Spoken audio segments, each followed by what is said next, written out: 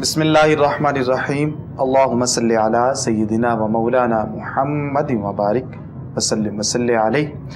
السلام علیکم ناظرین، پروگرام راہ فلاح میں خوش آمدید اور میں ہوں آپ کا میزبان سید ذہن الرضا۔ ناظرین، اس ہفتہ وار پروگرام کے اندر ہم ہمیشہ خوبصورت موضوعات کا انتخاب کرتے ہیں اور وہ موضوعات چنتے ہیں کہ جن سے ہماری زندگی کے اندر قرآن و حدیث کی روشنی کے اندر رہنما اصول حاصل ہو سکیں۔ ہم ایسے موضوع کا انتخاب کرتے ہیں کہ جس کی وجہ سے ہماری زندگی میں تبدیلیاں آئیں اور ہم اپنی زندگی کو خوبصورت اور اچھا بنا سکیں۔ آج کا جو ٹاپک ہے وہ ایک لحاظ سے معاشرے کے اندر بہت زیادہ ایک ہم نے چیز نوٹ کی ہے، تو اس کے حوالے سے ہم بات کریں گے، اس کی مذمت کریں گے اور ساتھ اس کے جو نقصانات ہوتے ہیں وہ ہم آپ کے سامنے بتائیں گے۔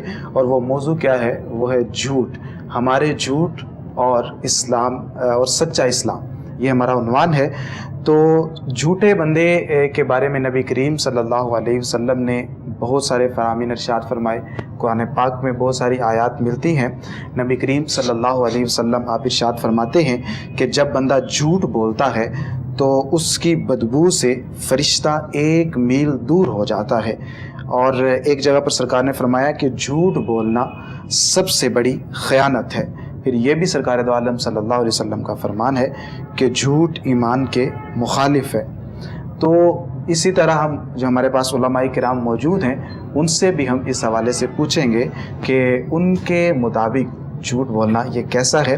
ہمارے پاس پہلی جو شخصیت گفتگو کرنے کے لیے موجود ہیں، نہایت ممتاز عالم دین ہیں، جناب صاحبزادہ پیر کامران خضر نشاہی صاحب۔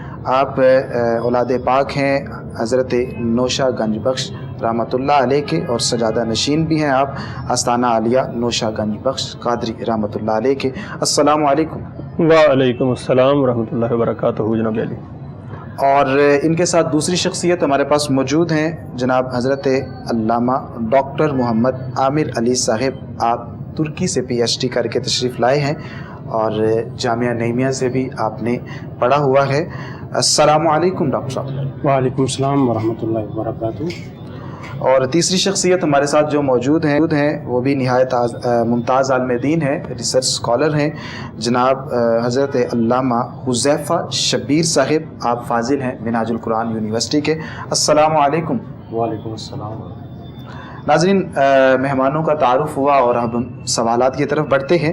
سب سے پہلے میں نشائی صاحب آپ سے آغاز کروں گا۔ جی بسم اللہ۔ ہمیں بتائیے کہ جھوٹ کیا ہوتا ہے؟ ہاں جی، بسم اللہ الرحمن الرحیم۔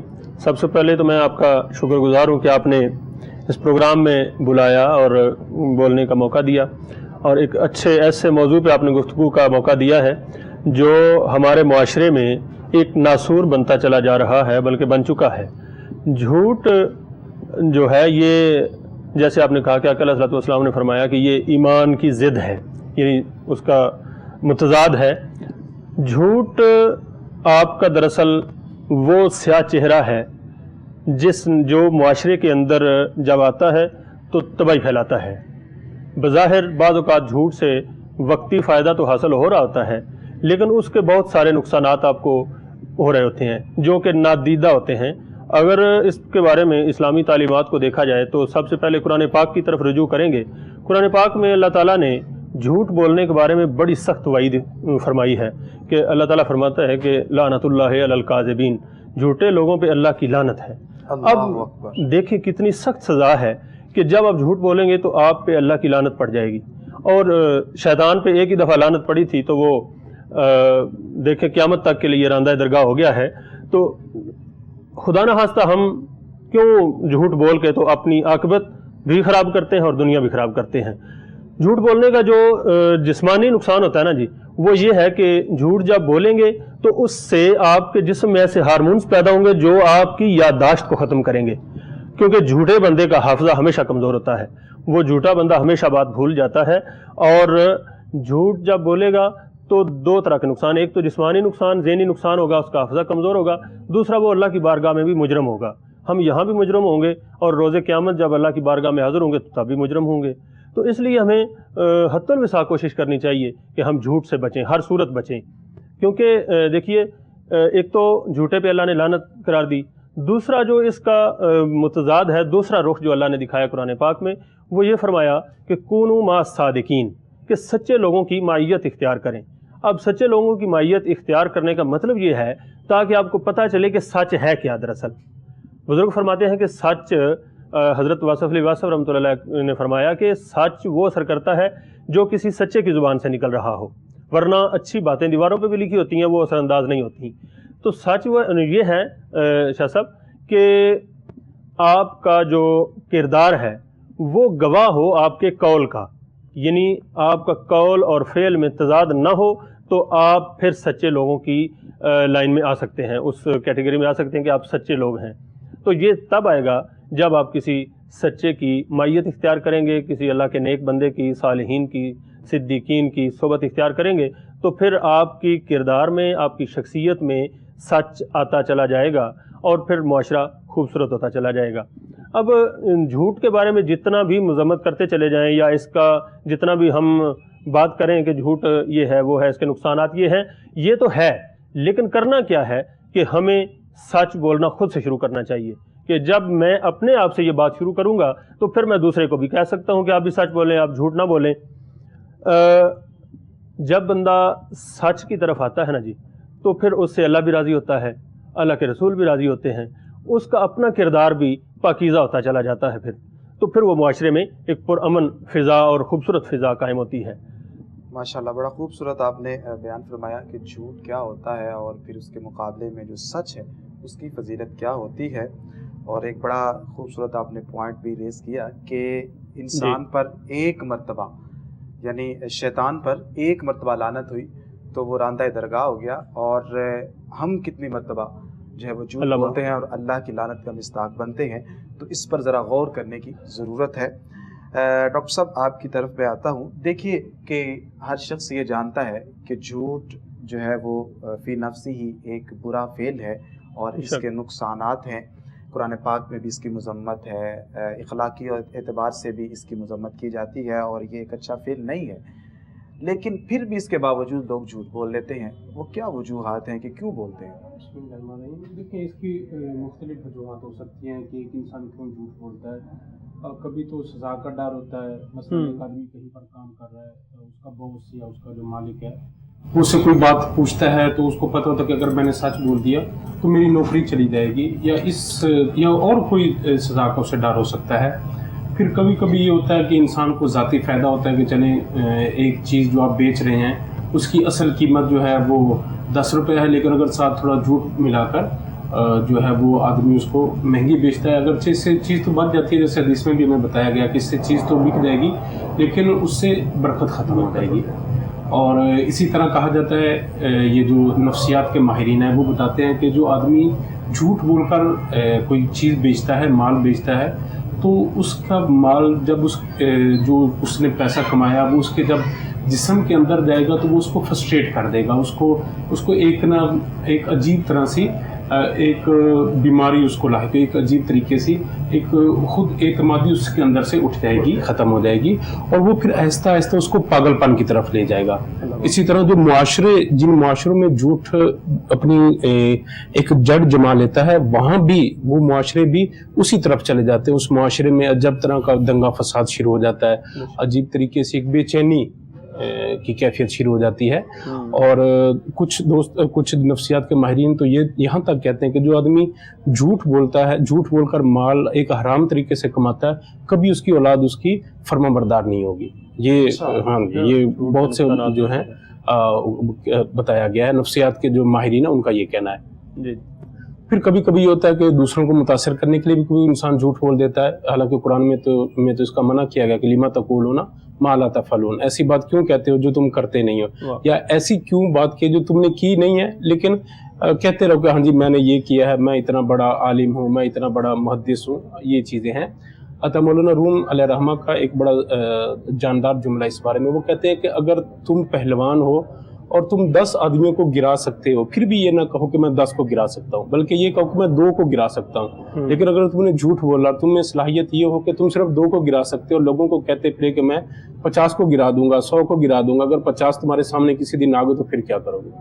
تو اس لیے انسان کو ان چیزوں سے جو ہے وہ بچنا چاہیے، جھوٹ بولنے سے.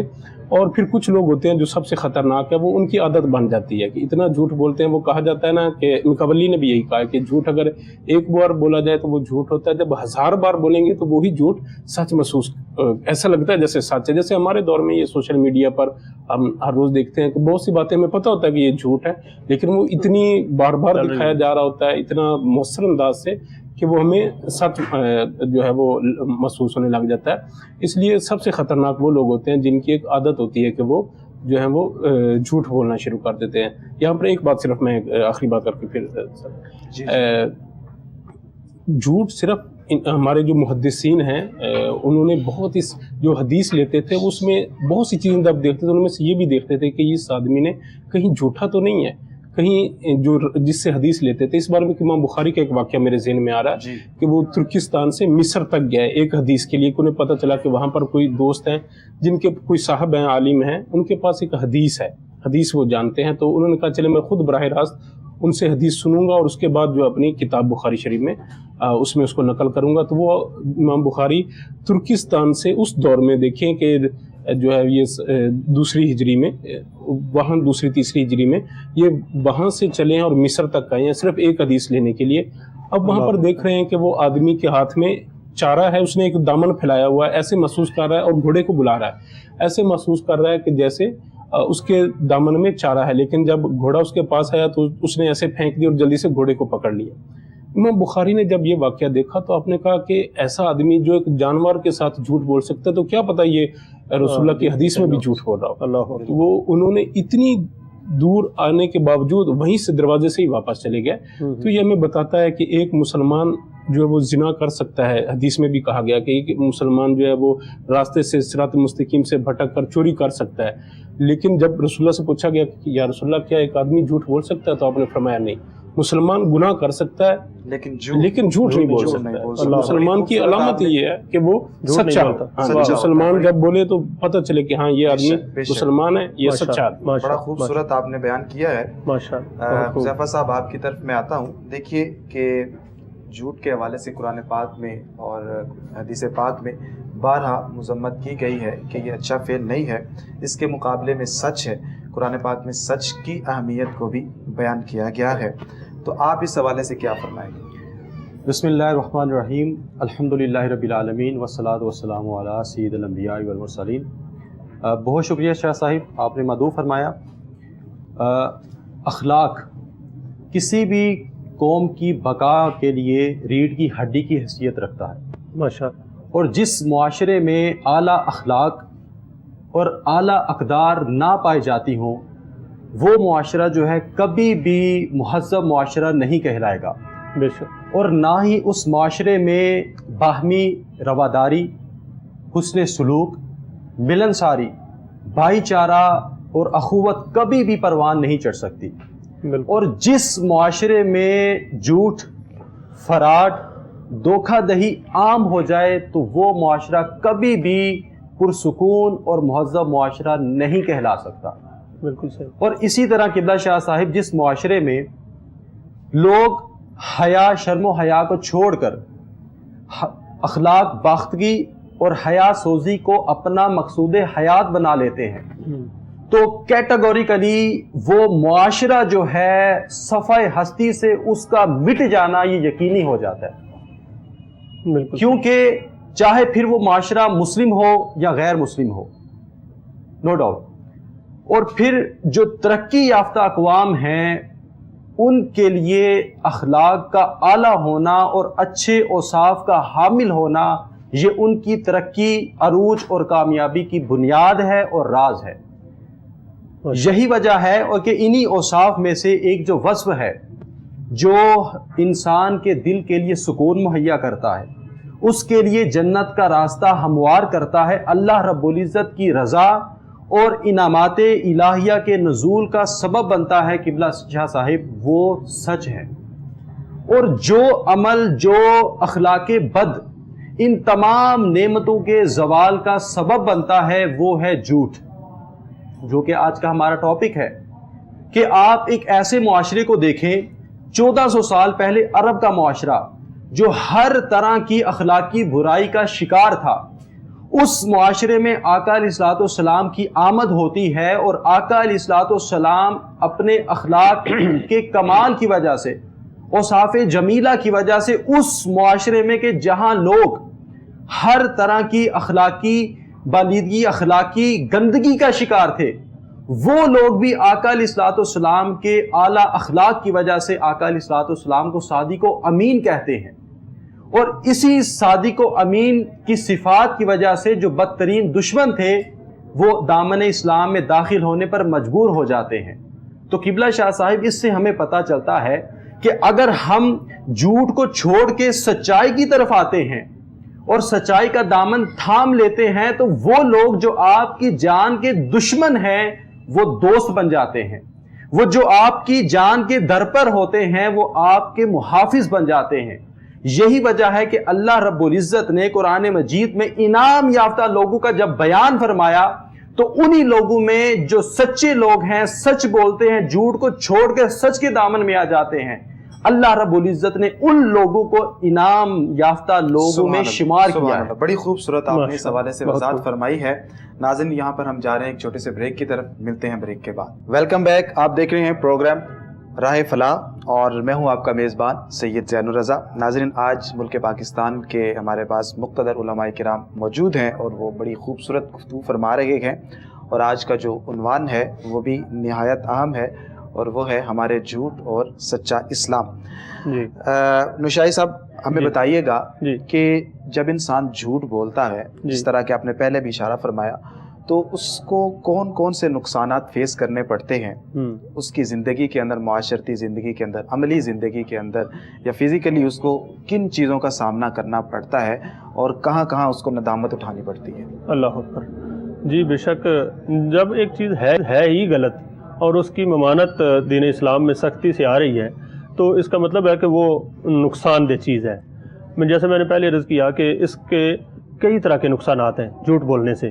سب سے پہلے تو آپ کی اپنی شخصیت مسخ ہوتی ہے، اس سے آپ کا اپنا کردار یا آپ کی اپنی جو ذات ہے اس کی نفی ہوتی ہے۔ دیکھیں، اللہ تعالیٰ نے انسان کو جو حواس دیے ہیں، جو سینسز دی ہیں، یہ بہت ہی سچی ہیں، بڑی پرفیکٹ ہیں۔ یعنی کان سن کے بتاتا ہے کہ میں کیا کہہ رہا ہوں، آنکھ دیکھ کے بتاتی ہے کہ میں کیسا ہوں، اور زبان چکھ کے بتاتی ہے کہ چیز جو ہے اس کا کیا ذائقہ۔ مطلب ساری حصے، 5 سینسز جو ہیں، یہ اتنی سچی ہیں کہ آپ کے دماغ کو کبھی غلط انفارمیشن نہیں دے سکتی۔ یعنی آپ مثلاً آپ میٹھی چیز کھا رہے ہیں تو وہ کبھی نہیں آپ کی دماغ کو خبر دے گی کہ آپ نمکین چیز کھا رہے ہیں، یہ کھٹی ہے۔ اگر میٹھی ہے تو میٹھا ہی بتائے گی۔ اسی طرح جب آپ کوئی بات سنیں گے، جیسے میں اردو میں بات کر رہا ہوں، تو آپ کے دماغ تک جو میری آواز جا رہی ہے، آپ کے سماعت سن کے، تو آپ کے دماغ کو سچی خبر دے رہے ہیں کہ میں کیا کہہ رہا ہوں، ٹھیک ہے نا۔ اردو بات کر رہا ہوں تو آپ کو کبھی انگلش میں سنائی براہ راست نہیں دے سکتا۔ تو اس طرح اللہ تعالیٰ نے انسان کو جو حصے دی ہیں یہ انتہائی سچی ہیں، اور چونکہ دین اسلام دین فطرت ہے، اور اسلام اور دین فطرت ہونے کے ناطے ہمیں جو اللہ تعالیٰ نے فطرت عطا کیا وہ بھی سچی عطا کی ہے۔ صاحب ایک روایت میرے سامنے موجود ہے، شعب الایمان کی حدیث ہے۔ جی بسم اللہ۔ حضور صلی اللہ علیہ وسلم نے فرمایا کہ جھوٹ بولنے سے منہ کالا ہو جاتا ہے۔ ہاں بے شک، اور صرف منہ نہیں کالا ہوتا، اس سے آپ کا دل کالا ہوتا ہے، اس سے آپ کی روح جو ہے وہ داغدار ہوتی ہے اور اپنے اصل مقصد سے دور ہٹتی ہے۔ اللہ تعالیٰ نے انسان کا جو مقصد تخلیق بتایا ہے وہ اس سے دور ہو جاتا ہے، کہ اللہ تعالیٰ نے فرمایا کہ وما خلقت الجن والانس الا لیعبدون، کہ میں نے پیدا کیا جنوں اور انسانوں کو واسطے اپنی عبادت کے۔ تو جس مقصد کے لیے اللہ تعالیٰ نے پیدا کیا ہے ہم اس مقصد سے پھر دور ہو جاتے ہیں۔ اور پھر اللہ تعالیٰ فرماتا ہے کہ ایک جگہ قرآن پاک میں اس کا مفہوم ہے کہ جو قوم میرے بتائے ہوئے طریقے کے مطابق نہیں چلتی، میں اس کی جگہ پہ نئی قوم لے آتا ہوں، اس کو ختم کر دیتا ہوں۔ ظاہر ہے ایک چیز جس مقصد کے لیے پیدا ہوئی ہے وہ پوری نہ کرے تو اس کو چینج کر دیا جاتا ہے۔ تو اسی طرح جھوٹ جو ہے یہ ہمیں دین سے بھی دور کرتا ہے۔ ہماری دنیا میں جو اس کے نقصانات ہیں وہ جیسے ابھی سرکار فرما رہے تھے ڈاکٹر صاحب، کہ اس سے آپ کی اولاد جو ہے وہ آپ کی نافرمان ہو جائے گی، اور صرف اولاد نافرمان نہیں ہوگی، آپ جن کے ساتھ جھوٹ بول رہے ہیں وہ بھی آپ کے مخالف ہو جائیں گے۔ اس سے معاشرے میں انارکی پھیلے گی، نفرت پھیلے گی، حسد، بغض اور کینے پھیلیں گے۔ تو ان ساری چیزوں کا تدارک صرف یہ ہے کہ آپ سچ بولنا شروع کر دیں، اور اپنے جو سچ آپ بول رہے ہیں اس کے مطابق اپنا کردار ڈھالیں۔ تاکہ معاشرے میں ایک خوبصورت جو ہے وہ فضا قائم ہو اور لوگ آپ کے قریب آئیں، معاشرے میں محبت قائم ہو، اور وہ محبت سوائے سچ کے قائم ہو نہیں سکتی۔ جیسے وارث شاہ ہمارے پنجابی کے ایک شاعر ہیں، وہ فرماتے ہیں کہ اوڑک سچ دا سچی نترے دا کدی ملک نہیں وسدے جھوٹیاں دے۔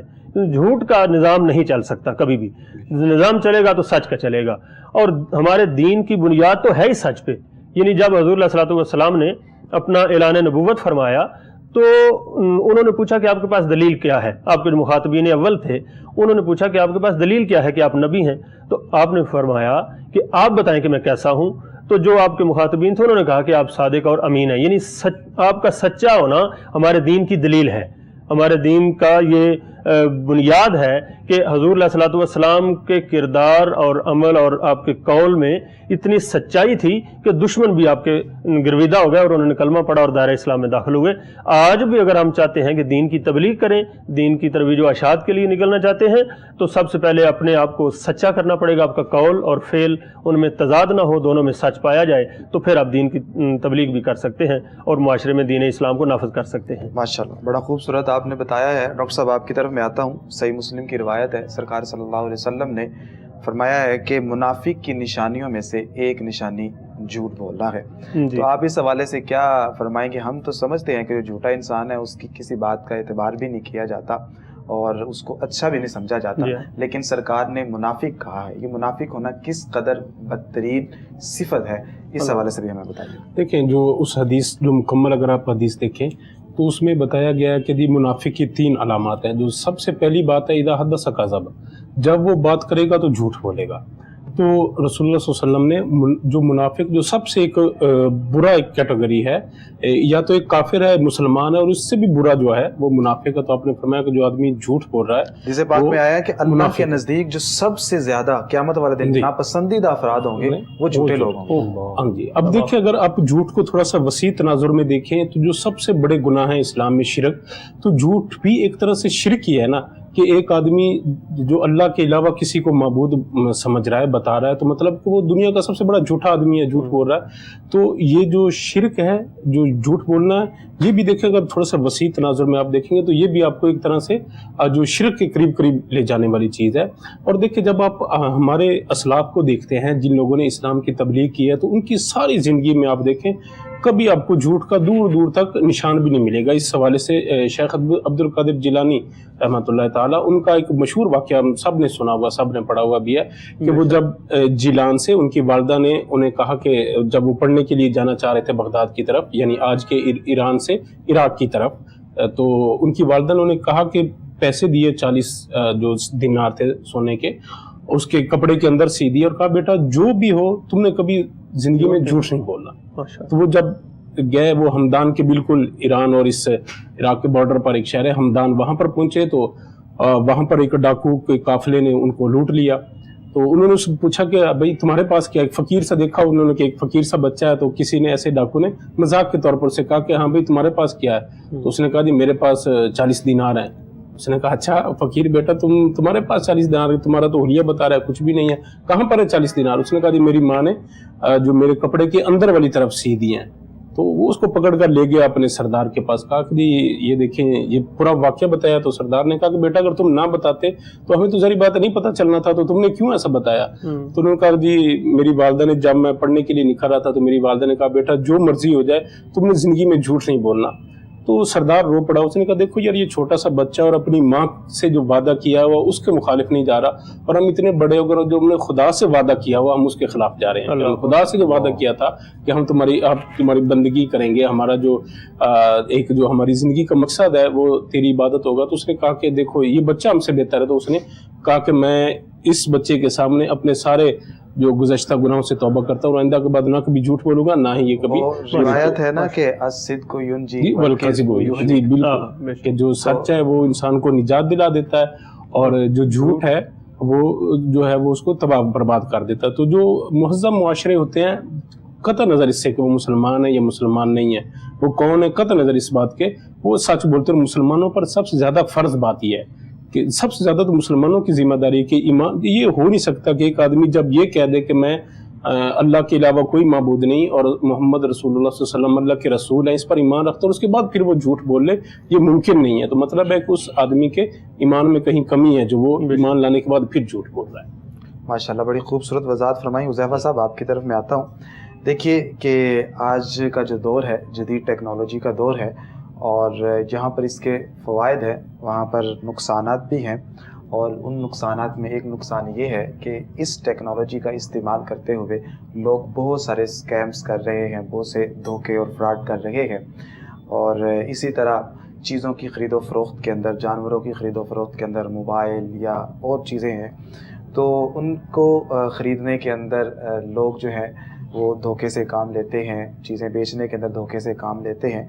बल्कि एक मशहूर वेबसाइट है जिसके ज़रिए चीज़ें जो है वो बेची जाती थी, तो पाकिस्तान में उसको बंद कर दिया गया। तो आप इस हवाले से क्या फरमाएंगे? जी बहुत शुक्रिया। देखिए, जैसे जैसे दुनिया में वसाइल की फरावानी हो रही है, उनमें जिद्दत आ रही है, उसी तरह जो धोखाधड़ी और फ्रॉड के और झूठ के जो तरीके हैं उनमें भी तब्दीली आ रही है। देखें जी, हिदायत का जो ज़रिया है ना, वो अल्लाह रब्बुल इज़्ज़त की ज़ात है। हमारा जो काम है, उलमा हैं, स्कॉलर्स हैं, कि उनका सिर्फ काम है मोटिवेट करना, बताना। जिस हद तक कोशिश हो सकती है, ये जो जदीद डिवाइसेस हैं ये भी एक ज़रिया है कि इनके ज़रिए हम पैगाम, जिस तरह ये मीडिया है, इसको हम इस्तेमाल करके उन तक अपनी बात पहुंचा रहे हैं। लेकिन जिसने ये ठान लिया है कि मैंने चलना ही इस तरफ है, तो उसके बारे में कुछ नहीं हम कह सकते। जिस तरह मिसाल दी गई शैतान की, कि उसको अल्लाह रब्बुल इज़्ज़त की वो इतनी देर इबादत करता रहा, लेकिन एक वक्त ऐसे आया कि अल्लाह रब्बुल इज़्ज़त ने उसको हुक्म दिया कि मेरे हुक्म पर सजदा कर, लेकिन उसने सजदा नहीं किया। तो जब उससे पूछा गया कि तुमने सजदा क्यों नहीं किया, तो उसने कहा कि मैं आग से बनाया गया हूं, मैं अफजल हूं, और ये मट्टी है, ये कमतर है। तो अल्लाह रब्बुल इज़्ज़त ने उसके इस अमल पर उसको रांदे दरगाह कर दिया।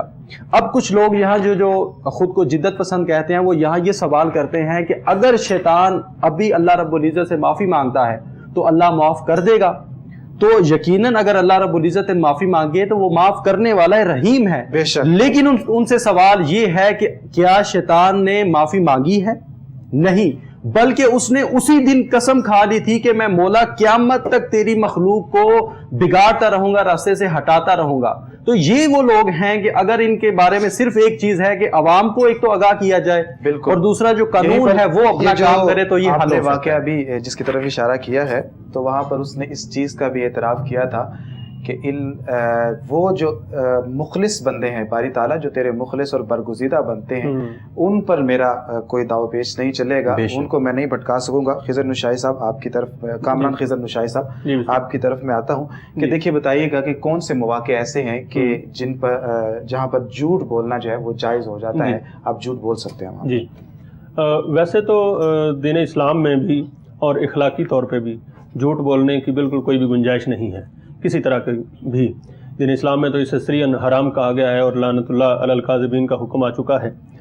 लेकिन एक हदीस पाक का मफ़हूम है कि आप दो ग्रुपों की सुलह करवाने के लिए अगर आप झूठ बोलें तो उस पर आपकी गिरफ्त नहीं होगी, क्योंकि आप मुआशरे में अमन कायम करना चाहते हैं।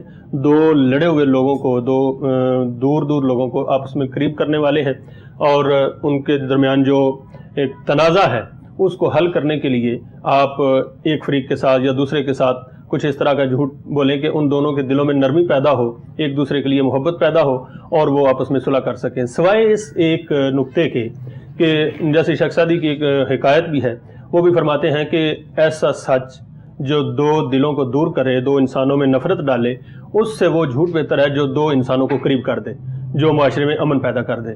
तो यही एक सूरत है जिसमें झूठ की थोड़ी सी इजाज़त मिलती है, वरना किसी भी मामले में, किसी भी चीज़ में जो है वो झूठ की इजाज़त नहीं दी जा सकती, और ना ही इसकी कोई दलील मिल सकती है कि आप झूठ बोल सकते हैं। ऐसा हरगिज़ नहीं है।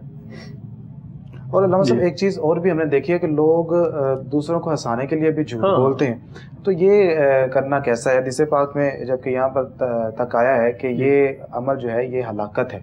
बेशक हलाकत है। इस हवाले से क्या फरमाते हैं? जी, आप हंसाने के लिए भी झूठ नहीं बोल सकते ना, इसकी भी ममानत है। سختی سے ممانعت ہے کہ آپ لوگوں کو محض ہنسانے کے لیے، صرف ہنسانے کے لیے آپ جھوٹ بول رہے ہیں، اور جو ضرورت سے زائد ہنسنا ہے، جو کہہ کے لگا کے بلا وجہ ہنستے جانا ہے، اس سے بھی آپ کے دل جو ہے وہ مردہ ہوتا ہے. زیادہ ہنسنے سے دل مردہ ہوتا ہے، اور اللہ کی بارگاہ میں خشیت الہی سے رونا دل کی زندگی کا باعث ہے، وہ دل کے لیے نور اور روشنی ہے. صرف بس وہی بات ہے جو پہلے عرض کی ہے کہ جھوٹ کی صرف ایک ہی چیز میں اجازت ہو سکتی ہے کہ آپ دو لڑے ہوئے لوگوں میں صلح کرائیں، اور اس کے علاوہ تو اس کی کوئی گنجائش نہیں ہے. سچ ہی بولنا چاہیے اور سچے لوگوں کی سنگت اختیار کرنی چاہیے، مائیت اختیار کرنی چاہیے، تاکہ ہم بھی سچ بولنے والوں میں آ جائیں اور ہمارا شمار بھی کتنی اہم ہوتی ہے جی، یہ سنگت کتنی اہم ہے. ہاں یہ دیکھیں نا، اس کا باقاعدہ حکم ہے، اس کو نسری کہیں نا آپ کے جیسے اللہ تعالیٰ نے حکم فرمایا کونوا مع الصادقین، اور سچے لوگوں کی مائیت اختیار کرنی اتنی ضروری ہے. اس کی دلیل میں آپ کو پیش کرتا ہوں کہ آقا علیہ الصلوۃ والسلام کا صحابی ہونا یہ اتنا بڑا مقام ہے، اتنا بڑا شرف کا باعث ہے کہ دنیا کے سارے اولیاء اللہ مل کے بھی کسی ایک صحابی کی شان کو نہیں پہنچ سکتے. اس کی وجہ کیا ہے کہ انہوں نے حالت ظاہری میں ایمان کی حالت میں سرکار کو صرف دیکھا اور ان کے پاس بیٹھے، یعنی ان کی مائیت اختیار کی، سنگت اختیار کی، تو وہ صحابی ہو گئے. اب یہ اتنا بڑا مطلب یہ دلیل ہے سچائی کی اور مائیت کی کہ وہ لوگ صحابی ہو گئے جو حضور کی صحبت میں بیٹھے. اچھا اب دیکھیں جو ان کی صحبت میں بیٹھے وہ حضرت سیدنا صدیق اکبر ہو گئے، یعنی بڑے سچے ہو گئے. سچے لوگوں کے پاس بیٹھے آقا علیہ الصلوۃ والسلام صادق و امین آپ کے القابات ہیں، اور ان کے ساتھ بیٹھنے سے حضرت ابوبکر جو ہے ان کا لقب جو ہے وہ صدیق اکبر پڑا. تو جو بھی اس لائن میں ایسے لوگوں کے ساتھ جڑتے ہیں وہ پھر سچے ہوتے چلے جاتے ہیں، ان کے نام بھی زندہ ہوتے ہیں، ان کے مقام بھی بلند ہوتے ہیں، ان کے اللہ کی بارگاہ میں انعامات کے بھی حقدار ٹھہرتے ہیں، لیکن وہ صرف سچ بولنے کی وجہ سے. اللہ کریم ہمارے معاشرے میں بھی ہمیں بھی سچ بولنے کی توفیق عطا فرمائے تاکہ ہم بھی اللہ کے نیک بندوں میں شمار ہو سکیں اور سچے لوگوں میں آ سکیں. ماشاءاللہ بڑی خوبصورت آپ نے اس حوالے سے گفتگو فرمائی ہے. اللہ رب العزت ہمیں سچوں کے ساتھ جوڑے رکھے اور سچوں کی جو نسبت ہے وہ ہمیں عطا کرے اور سچوں کے ساتھ اٹھنے بیٹھنے کی توفیق عطا فرمائے. اور ناظرین یہ سچے کون ہیں؟ یہ سچے وہی ہیں کہ جن پر اللہ کا انعام ہوا، یعنی وہ لوگ جو اللہ پر ایمان لاتے ہیں اور اعمال صالحہ کرتے ہیں، اور پھر اس کے بعد وہ اولیاء اللہ کی صف کے اندر گنے جاتے ہیں، شمار کیے جاتے ہیں، اور پھر سب سے بڑا مرتبہ جو ہے وہ مقام نبوت ہے.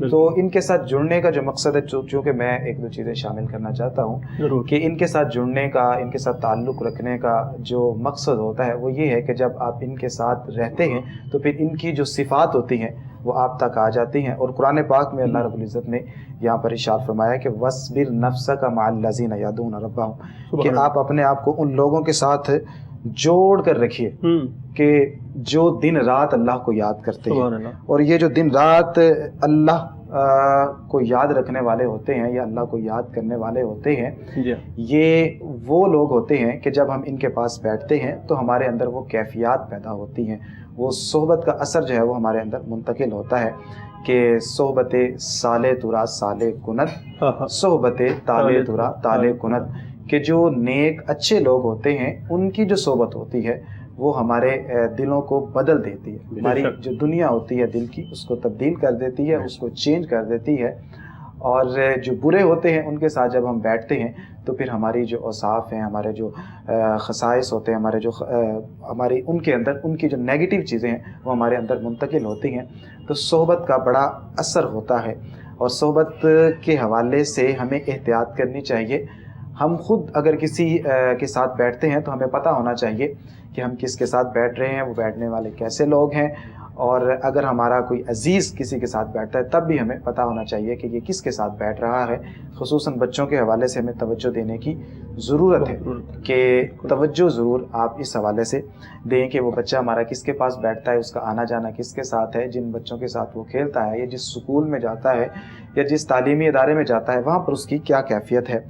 ڈاکٹر صاحب آپ کی طرف میں پڑھتا ہوں کہ بچے بھی اکثر جھوٹ بولتے ہیں، تو کیا وجوہات ہوتی ہیں کہ وہ کیوں جھوٹ بولتے ہیں؟ اگر بچے جھوٹ بولتے ہیں تو پھر کیا ہمیں ایسا کرنا چاہیے کہ بچوں سے یہ جو عادت ہے یہ ختم ہو جائے اور وہ جھوٹ سے دور چلے جائیں؟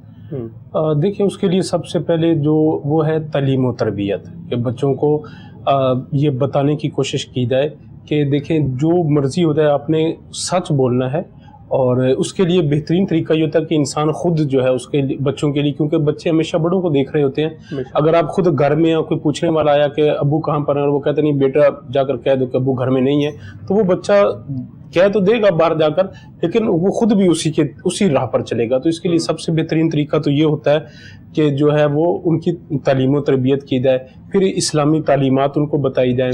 जैसे थोड़ी देर पहले भी मैंने एक अर्ज़ किया था हज़रत शेख अब्दुल कादिर जिलानी का वाक़या, इसी तरह जो दूसरे हमारे बुज़ुर्ग शख्सियात हैं, हज़रत उमर बिन अब्दुल अज़ीज़ के ऐसे बहुत से वाक़यात हैं, या दूसरे इमाम अबू हनीफ़ा अलैहि रहमत के वाक़यात मिलते हैं कि जिन लोगों ने ज़िंदगी भर अपने बचपन से लेकर और आखिर तक कभी झूठ नहीं बोला। तो कोशिश की जाए कि बच्चों को ये बताया जाए, और अगर उनके से कोई गलती हो जाए तो बजाय उनको डांट डपट करने के, बजाय उनको जो है उनको मारने के, उन पर जो उनको हौसला अफजाई की जाए। गलती तो ज़री बात है, इंसान है तो गलती तो करेगा, इंसान तो गलती का पुतला है, तो उन्हें बताया जाए कि हाँ बेटा देखो ये गलती करोगे तो इसका है, और अगर आप सही काम करेंगे तो ये होगा। हाँ बच्चे को गलती कर लेता तो बजाय ये कि उस पर किसी तरीके की उसको प्यार से समझाएं, एक दो बार आप समझाएंगे तो जहाँ तक मेरा ख्याल है बच्चे जो हैं वो इसका मुस्बत असर लेंगे। बेशक, माशाल्लाह माशाल्लाह। अल्लामा साहब एक मेरे सामने हदीस पाक है, वो भी ज़रा उस हवाले से आप बताइएगा, आपकी क्या राय है कि हज़रत सफ़वान बिन सुलैम रज़ी अल्लाह ताला अन्हु, आप बयान करते हैं कि अल्लाह के रसूल सल्लल्लाहु अलैहि वसल्लम से पूछा गया कि क्या मोमिन बुज़दिल हो सकता है, तो आपने जवाब दिया कि हाँ। फिर सवाल किया गया कि क्या मुसलमान बख़ील हो सकता है, तो आपने जवाब दिया कि हाँ। फिर अर्ज़ की गई कि या रसूलल्लाह क्या मुसलमान झूठा हो सकता है, तो सरकार ने फरमाया कि झूठा नहीं हो सकता। क्या फरमाएंगे सर?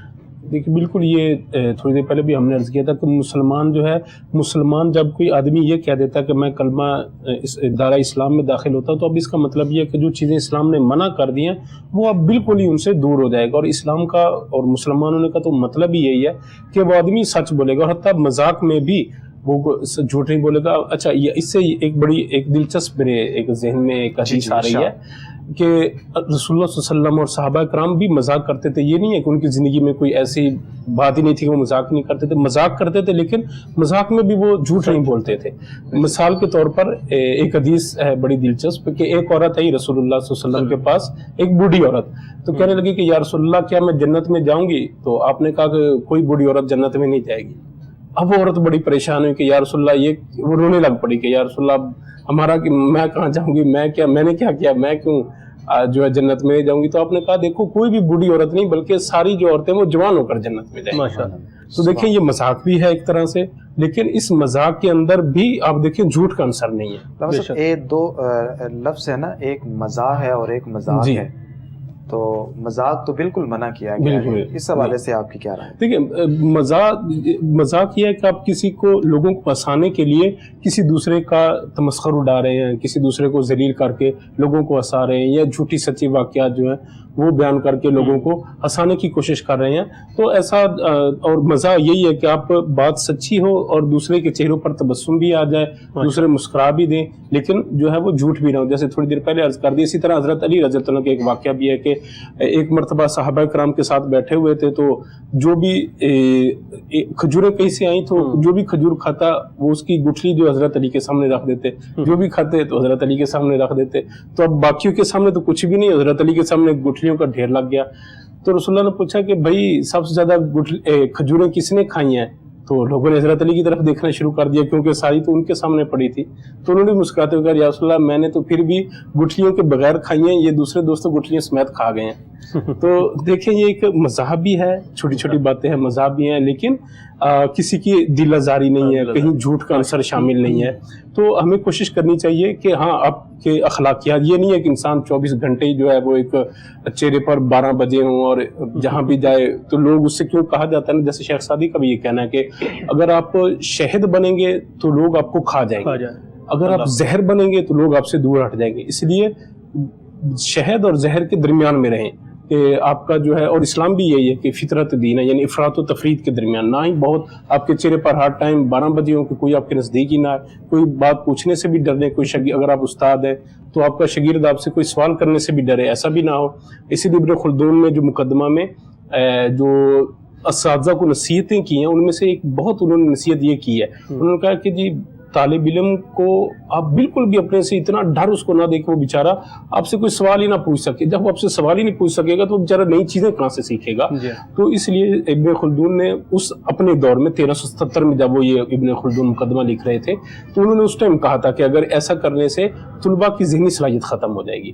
تو ہمیں بھی یہ چاہیے کہ جو جس شعبے میں بھی ہیں کہ بالکل اتنے میٹھے بھی نہ ہوں اور اتنے جو کڑوے بھی نہ، بلکہ افراط و تفرید کے درمیان رہیں۔ قرآن پاک میں ناظرین اللہ رب العزت نے ارشاد فرمایا ہے کہ ان اللہ لا یہدی من ہوا مسرف کذاب، کہ اللہ تعالیٰ ایسے شخص کو ہدایت نہیں دیتا جو اسراف کرنے والا ہو، حد سے بڑھنے والا ہو، اور کذاب یعنی جھوٹا ہو۔ تو اگر ہم ہدایت کے لیے دعا مانگتے ہیں، نماز پڑھتے ہیں، ہر نماز کے اندر ہم ہر رکعت کے اندر یہ عرض کرتے ہیں کہ باری تعالیٰ اہدنا الصراط المستقیم، کہ ہمیں سیدھے راستے پر چلا، تو خالق کائنات نے یہ واضح بتا دیا ہے کہ اس شخص کو ذرا بھی ہدایت نہیں مل سکتی کہ جو جھوٹا ہوگا۔ تو ہم یہ پریشان ہوتے ہیں کہ ہماری زندگی کے اندر پریشانیاں کیوں ہیں، ہماری زندگی کے اندر تنگیاں کیوں ہیں، ہماری زندگی کے اندر ٹینشنز کیوں ہیں، ہمیں ہدایت کیوں نہیں مل رہی؟ تو اس کی وجہ یہ ہے کہ ہم نے ہدایت کو جو ہے وہ اپنانے کے جو رستے ہیں اس کی طرف ہم نے سفر ہی نہیں شروع کیا، ہم نے وہ چیزیں چھوڑی نہیں ہیں کہ جن کی وجہ سے ہمیں ہدایت ملے گی۔ حذیفہ صاحب، ہم اختتام کی طرف جا رہے ہیں، آخر پر ایک مختصر سا میسیج دیجیے، پھر انشاءاللہ وائنڈ اپ کرتے ہیں۔ جی، میسیج یہی ہے میرا کہ آپ جب بھی گفتگو کریں تو آپ کی کوشش یہی ہونی چاہیے کہ اپنے انداز گفتگو میں ہمیشہ سچائی کا پہلو ہو، اور اگر آپ کی گفتگو میں سچائی کا پہلو ہوگا تو ہی لوگ آپ کی طرف آئیں گے۔ لیکن اگر آپ کی گفتگو میں جھوٹ کا آمیزش آ جائے، اس سے بھی لوگ بعض اوقات بات کو اس طرح بنا کے پیش کیا جاتا ہے کہ لوگ آپ کی طرف تو آتے ہیں لیکن بہت ہی جلد وہ آپ سے جدا ہو جاتے ہیں۔ کیوں؟ کیونکہ آپ نے اس بات کو گھما کے پیش کیا اس طرح کہ اس میں جھوٹ کا عنصر شامل ہو گیا۔ اور اس میں ایک چھوٹا سا میسج یہ بھی ہے کہ ہم میمز بناتے ہیں دوسروں کا مزاح اڑانے کے لیے، جو جھوٹ پر مبنی ہوتی ہے، پس پشت بات کو کاٹ کے تھوڑا سا حصہ لگا دینا، یعنی جو کہ بہت ہی خلاف شرع ہے۔ یہ جتنی بھی چیزیں ہیں فی نفسی، یہ سب کی سب غلط ہیں۔ ناظرین، ہمیں بھی پتہ ہوتا ہے کہ ہم غلط کر رہے ہیں، تو جب ہمیں پتہ ہے کہ ہم غلط کر رہے ہیں تو پھر ہم نے غلطی کی طرف کیوں جانا ہے، جبکہ ہمارے پاس اچھے کام کرنے کے بہت سارے مواقع بھی موجود ہیں۔